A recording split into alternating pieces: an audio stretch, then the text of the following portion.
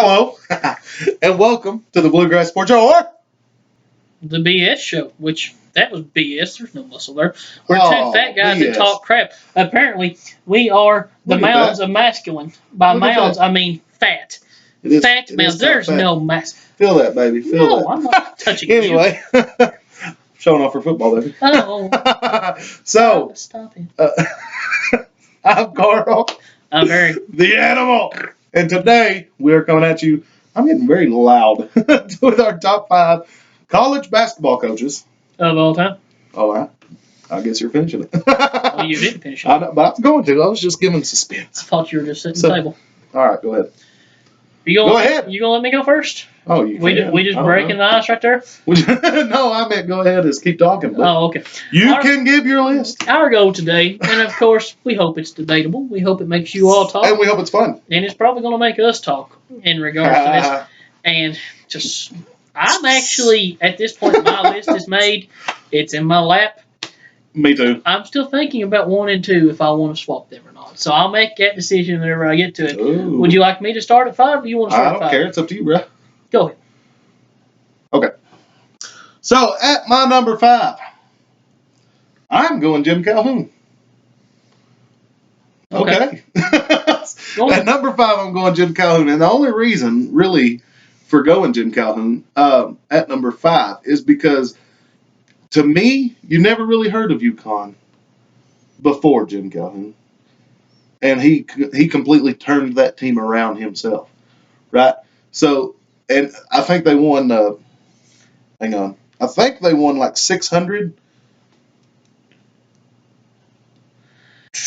Yeah, they won over 600 games, 7 Big East tournaments, made 4 Final Four appearances, and won 3 national championships. The unprofessionalism. I had my notes. I just had to get to them. So, that's why I'm going Calhoun. And for me, though, it's more along the lines of taking a team that's really kind of unheard of and making them one of the most prominent teams in college basketball. Understand. My number 5, this is where I have Bob Knight. Bobby I Knight. have Bob Knight. 3-time NCAA champion as a coach. He also won 1 as a player at Ohio State. Hitting players with chairs. Hitting players with chairs. I mean, he got his coaching started Army, and I'm not going to give you a background of everybody. It's well known. His first head coaching job was at Army, and then at Indiana, of course, the last undefeated team in college basketball, the 1976 Indiana Hoosiers, won 3 titles. Right. The reason why I have Bob Knight so low at this aspect in this list is because his titles 76, 81, I think, and 87. Indiana hasn't really been relevant. They were good in the early to mid 90s. Indiana basketball, except for a minor hiccup with Tom Crean, Indiana basketball has not been relevant, man, in 20 or 25 years. Yeah. And part of that was the last almost decade of Bob Knight, and where he was just unceremoniously. Of course, we go back to our Rick Pitino talk we've had previous. He was unceremoniously dismissed from Indiana because of controversial issues. It wasn't NCAA issues. It's just him being a moron. Him. But That's why he's not in my top 5. and then you had him at Texas Tech to where it was awful, just never worked, and he's a blabbering idiot. He knows the game of basketball. Bob Knight once said the greatest lineup you can put on the floor for basketball is 5 guys the same size. They can all switch and guard the same position and can all bring the ball up the floor. I absolutely agree with you. Of course, that's the ultimate lineup. Right. Ultimate versatility is the name Yep. of my game. Mm-hmm. That's why I have Bob Knight at number 5. For his window of greatness, he was great. Yeah. But Indiana was not relevant for a long time once he actually was removed from the head coaching spot there. They had not been relevant in a while. And But I would love to that's for him. Well, yeah. Well, no, not necessarily. A large portion of that. Are you saying it was his fault that it wasn't relevant? No, I'm saying that's helping his name. I don't necessarily agree with that. He's so many times, it's not as much the case anymore. It used to be the issue with college football extremely, and in college basketball, legendary coaches stay way too long. And he stayed way too long at Indiana. He should have moved on. Right. Now, at my number 4, and I was actually going to make a point about Bob Knight, I completely forgot about it now. But my number 4, You caught me off guard by having Jim Calhoun at number 5. That was the one I told you that you would not believe about my list. Oh, I've got him at number 4. Very nice. I like To it. me, Jim Calhoun, he was at UConn from 86 to 2020. Yeah. Of course, you're looking at 26 years there. You could strike out the first 13 years of that. He had some good teams among him there. He had Ray Allen in the middle of that. Jesus Shuttlesworth. But what you're looking at, starting in 1999 up to 2011, they won 3 national titles. Yeah. Now, of course, they won a 4th with Kevin Ollie, which was a complete flop a couple years later against us. But what Jim Calhoun did for a decade, UConn was the show, man. Mm-hmm. You want to talk about Duke during that time period, UConn was the show. Yep. Duke was second. And that every single year going into a season, UConn was a contender, man, and UConn can be considered a favorite. You're talking about Emeka Okafor. You're talking about Ben Gordon.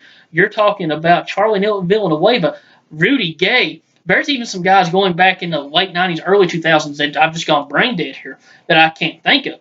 But you've had so much talent. Kemba Walker go through that school. Jeremy Lin, just unbelievable. Yeah. His run for me, Jim Calhoun, it was NCAA issues. The reason why he had to retire, he's come out of retirement coaching Division III, by the way. I didn't know that. Yes, that's just recently come out. St. Joseph something or something. I don't know. Viewers can comment. They can tell us what it is. But he's recently come out of retirement to do so. A massive hater of Cal. Of course, him and Cal hate each other. Mm-hmm. Is what it is. They were rivals. The UMass UConn ordeal back in the 90s. But to me, Jim Calhoun deserves a spot on this list. Oh, yeah, definitely. And Bobby Knight would probably be my number 6, honestly. Okay. But that's only because he was a great coach. There's no doubt about that. But be a little smarter. Don't be throwing chairs and smacking players. And now, the number one thing I love about Bobby Knight has nothing to do with coaching is the way he talks to the media. Love it. I hate it. I love it. I love it. Media will ask stupid questions. He's a complete and disrespectful fool. Yeah, but you don't ask Bobby Knight stupid questions. And when they did, he would reply with some stupid stuff. My favorite memory of Bob Knight is him slapping Joe B. Hall the season that, and I think it's in 75, he slaps Joe B. Hall, and then Kentucky turns around and beats them. Their better team was in 75, and they were undefeated through the tournament, and we upset them in the tournament. So, screw you, Indiana. I would like to send Bobby Knight a personal thank you, and if I could get an address, a Christmas card for your contribution to the University of Kentucky's all-time wins list. So, is it my number 4? Your number 4. My number 4 is Dean Smith. You know, I forgot about Dean Smith, but go ahead. All right, my number 4. I don't think, even though I forgot him, I wouldn't take Dean Smith over the 5 I have. Go ahead. I would take him over Bob Knight just because of the retardedness that he brings. But now, Dean Smith he coached 36 years at the North Carolina, correctly? University of North Carolina, yes. Okay. He amassed 879 victories. Don't care. Okay. He had 11 Final Four appearances and only 2 national championships. Only 2. But I loved his coaching style. Speak for yourself. I did. I loved it. You love the 4 corners offense to where you don't have a shot clock, you get a lead, and you just take the ball and put 4 people in corners and throw the ball back. If you love that, have at it. But that was his time frame. I mean, it's, you know what I mean? It is what it is. If he would have played in a different time frame, he would have had a different coaching style. You love the fact that the entire setup of the last 25 years of North Carolina academics being a complete fraud started with Dean Smith. Go right ahead. Oh, I didn't know that. Yeah. But he also, one thing he could not stand, if I'm correct about this, I'm pretty sure it's Dean Smith. Another legendary coach that stayed too long. Go ahead. Anyway. So if I'm correct about this, he also would not let his fans, or didn't want his fans, to make noise when the other team's shooting free throws. Right? He was the ultimate sportsman, showing sportsmanship. Him and Kay hated each other. They despised each other. But I really like Dean Smith. I mean, when you look at, like you said before in previous videos, the only man to hold Jordan under 20. Right? Because his coaching style and his way of playing. They shared the ball. The Calipari moniker, where you have a player's first program, a player's coach. Calipari's from the Dean Smith tree. Right. Calipari's a disciple of Larry Brown, who was a disciple of Dean Smith. Yeah. So, you done? Larry Brown, that's not a great coach. But anyway. Okay. Only coach to win a title at the college and NBA level. Yeah, he's tough. I like Larry Brown. But I'm sure we'll talk about him in another video down the line somewhere. Yeah, well, maybe. I'm done talking. Yeah, I think I'm done talking about Dean Smith. So I can go on to my number 3. Your number 3. My number 3, but I have a feeling we're going to be very similar. this is where I've got Wooden. Really? All right, good. So I was like, man, I hate putting him this low, but this is where I've got Wooden. And maybe this is because I'm maybe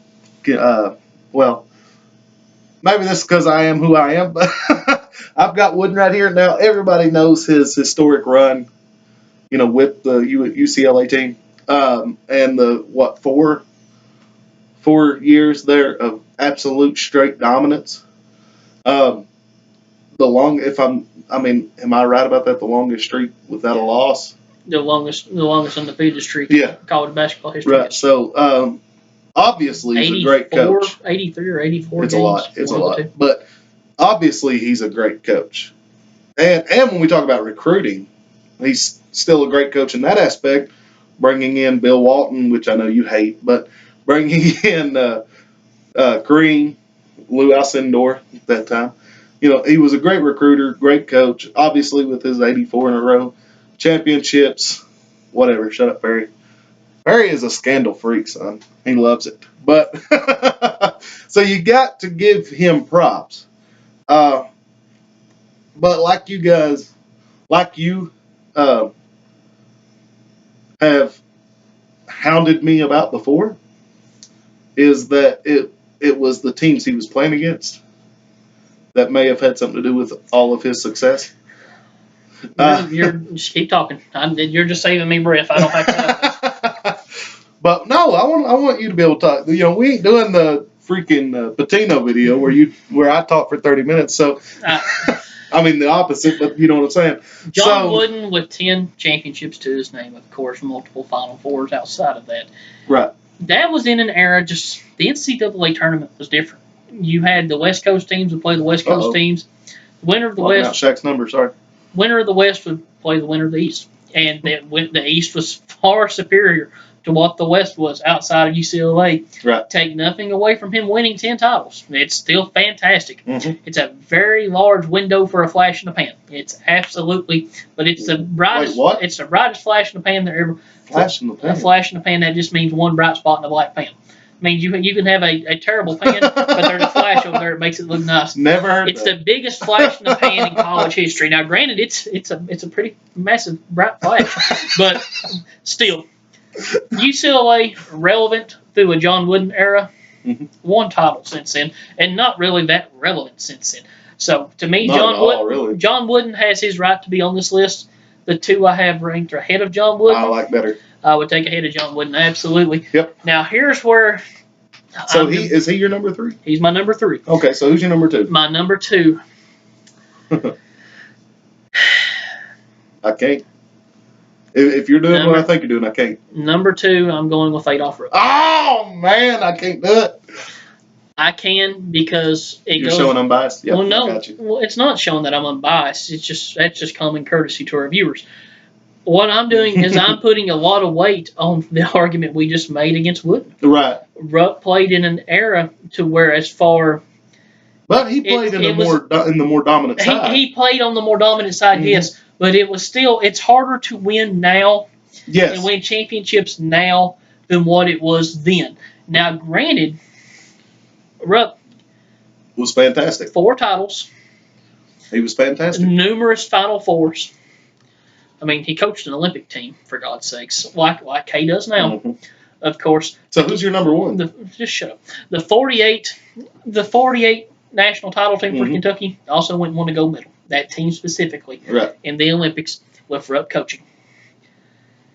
Rupp's titles, like Wooden's or like Calhoun's, all four of them came in a 10-year basis, 48, 49, 51, 58. Right. A 10-year span. Now, he went to other title games, other Final Fours here and there. Mm-hmm. He had an undefeated season that the team didn't play in the tournament because their 2 leading scorers were not eligible because of age issues. Yep. So Rupp said, we're not going and not playing without our full team. We're just not going at all. He declined an invitation. Of course, Helms titles, NIT titles, whatever. Back then, they meant more. Numerous accolades. Rupp, you can make a claim for being number one, but to me, you have to put it in time frame compared to how he did then. Like I said earlier, legend that stayed too long. Whatever. Adolph Rupp only retired at Kentucky because of an age restriction. He was forced out. Yeah. Rupp wasn't Rupp whenever he retired. He had fallen off. Right. So since you bring my own argument against me and I was being Kentucky biased, I will put Rupp at number 2 as well. I fought with it, man. I fought with it because and it has nothing to do with Kentucky versus Duke bias whatsoever. No. It's just I know. You've got the Baron and you've got the Baron. Yeah. You've got the man in the brown suit. And it's just, he was college basketball for so long. Yes. The influence that Coach K has, and we'll go ahead and jump to number 1. Yeah, we won't even worry about going who order because we know who's 1, who's 2 here. We've talked all we need to about Rupp. And we'll move on to K. What K is to college basketball, his name, just Coach K, Mike Krzyzewski. That's what Adolph Rupp was 50 years ago. Correct. So, I mean, it's neck and neck.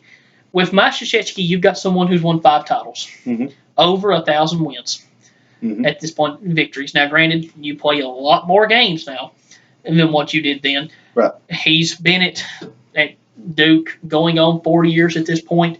Rupp was at Kentucky for just a little over 40 years in this aspect. The one stat, now, Kay's got a lot of Final Fours that he's also been to, a few championship games that he's been to that he's lost, of course. The success is there for Kay. Right.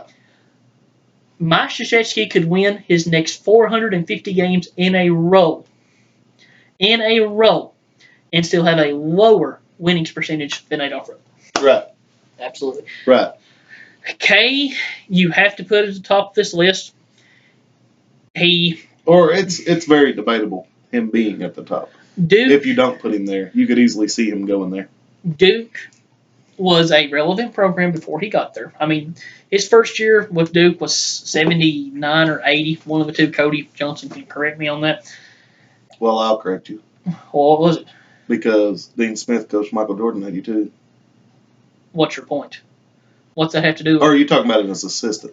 I'm talking about Coach K. Right, but if Dean Smith was still at North Carolina. But Coach K God didn't. Bless it. Yeah, Coach K didn't coach at North Carolina. I was thinking North Carolina. It had nothing to do with North Carolina. My bad, bro. But 79 or 80, he gets there, and Duke's already established at this point. They're a Final Four. Maybe not a contender every year, but they've been to Final Fours. They've been to national. They're 2 years removed from us beating them in the title game. You're stupid. I'm not stupid. You're really stupid. It's getting late. I'm tired. Anyways. Oh, that was dumb. All right. They went to like 7 or 8 Final Fours in so many years in the late 80s into the early 90s. Yeah. Of course, like we said in previous videos talking about Rick Pitino, Pitino was better in the 90s. As far as coaches go, yeah. Mike Krzyzewski has been a top 2 or 3 coach in the game for 30 years. Yeah. And just, he's seen a lot come, he's seen a lot go. And he's still there. Duke, going into this year, will be a preseason top 2 team. Have a chance to win a national title. Right. I mean, Mike Krzyzewski, he's adapted to play style after play style. So, he's not adapted to play style after play style. He plays his own style. Right. He's adapted to a different culture of the game. Now, it is hard, and maybe he wins a little bit more if he's willing to adjust his play style a little bit to adapt to his players. But it's harder to get players to play your play style than to play to your players. Yes. It's harder to do that. The years where you are upset, and Mike Krzyzewski has lost to more double-digit seeded teams than any other coach in history. We've got him listed at number 1. He's won 5 championships. He's also choked as far as his team specifically have been known for choking more in a tournament than any other team, and that's a title that a lot of people give to Bill Self at Kansas on a yearly basis. You've got a top seeded team and you lose to God knows who. Coach K has a claim to that. Him and Jim Boeheim both. They were tied for forever, and K passed him as far as losing to double digit seeds. You have that because of a stubbornness with coaches, and all coaches have a stubbornness. Yes. John Calipari won't play zone because he's stubborn. Mark Stoops is an idiot because he's stubborn. And that's football, I understand. But all coaches have a stubbornness. K's one of those guys too. He's not a player's coach, and his players will tell you that. He's not a player's coach. Right. K is a K coach. K coaches for K. He don't coach for his players. He coaches for K and he coaches for Duke. Right. So but his success is his success. Right. So I can unbiasedly say, on my list, Mike Krzyzewski is the number one coach of all time in college basketball. Yeah, I could easily see, and really, really, really, really wanted to flip him and Rupp. I thought about it. But I can see with the time frame, the same reason I put Wooden down is the same reason why you got to flip them. So, I mean, I get that. I can respect that. Folks, I don't know if you all realize this or not, but we are getting traction to talking sense to this guy. That timing in the history of the sport is sensitive. Maybe someday we will talk him off his Wilt Chamberlain erection and actually speak with common sense about basketball. Oh, man. All right. We're getting there. But anyway.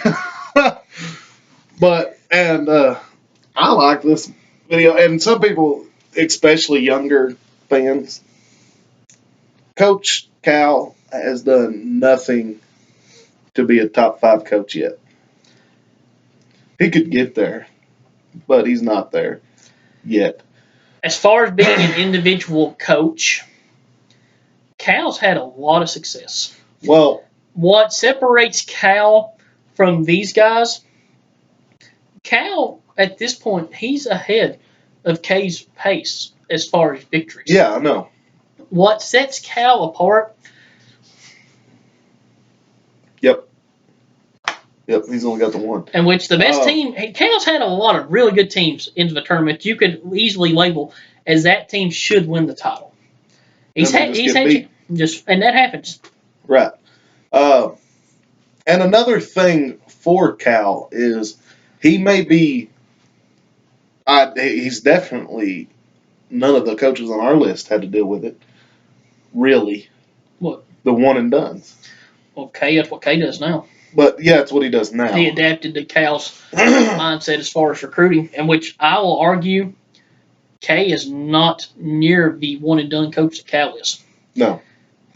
Just my argument. But that's the thing. Cal's a player's coach. Yes. K's not. And why one and done player? I understand the Duke aspect of it. I get that, and I understand playing for Coach K.